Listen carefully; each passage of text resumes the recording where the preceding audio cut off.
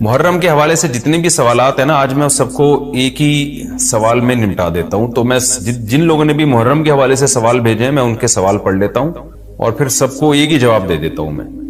تو پہلا سوال ہے جی، محرم میں کالے کپڑے پہننا. یہ محمود صاحب نے انڈیا سے پوچھا ہے کہ محرم کے مہینے میں بلیک کپڑے پہننا کیسا ہے.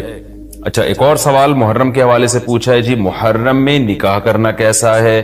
یہ سوال پوچھا ہے جی ظہور احمد نے کشمیر سے کہ اگر شادی محرم یا سفر کے مہینے میں کی جائے کیسا ہے. کچھ لوگ کہتے ہیں کہ ٹھیک نہیں ہے. اچھا بھائی آگے چلتے ہیں ہم. 10 محرم کو کون کون سے نبی کو نجات ملی. یہ سوال پوچھا ہے جی ام محمد نے.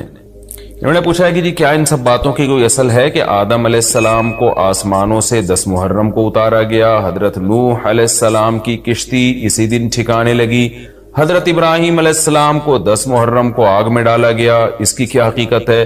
آگے ایک اور سوال پڑھ لیتے ہیں ہم. کیا قیامت محرم میں آئے گی؟ کیا قیامت 10 محرم کو قائم ہوگی؟ محمد فہد نواز ڈیرہ اسماعیل خان سے. اچھا جی آگے پوچھتے ہیں جی عاشورہ کے روزے کی فضیلت. یوم عاشورہ کے روزے کا کیا حکم ہے؟ محمد اقبال جموں کشمیر سے. اسی طرح عاشورہ کے دن کے حوالے سے ایک سوال پوچھا ہے جی 10 محرم کے ساتھ ایک دن کا روزہ ملانا، کیا صرف یوم عاشورہ کا روزہ رکھا جا سکتا ہے یا 10 محرم کے ساتھ 9 یا 11 کا روزہ ملانا بھی ضروری ہے؟ یہ سوال پوچھا ہے جی ساجد صاحب نے کراچی سے. عاشورہ میں قضا روزے کی نیت کرنا، کیا کسی کے قرض روزے رہتے ہوں اور وہ عاشورہ کے دن میں قضا روزے کی نیت بھی کر لے تو وہ قضا روزہ ہو جائے گا یا نہیں؟ یہ محمد اسماعیل نے راول پنڈی سے پوچھا ہے جی محرم کے دنوں میں روزے رکھنا، یعنی محرم کے عام دنوں میں روزے رکھنا. یہ سوال پوچھا ہے جی کیا محرم کے پہلے تمام 10 دنوں میں روزے رکھ سکتے ہیں؟ یہ صوبیہ ناز صاحبہ نے پوچھا ہے کرناٹک انڈیا سے. 10 محرم کو دسترخوان وسیع کرنا، یہ بڑا دلچسپ سوال ہے، اس میں میرا خیال ہے سب کو بہت زیادہ دلچسپی ہوگی.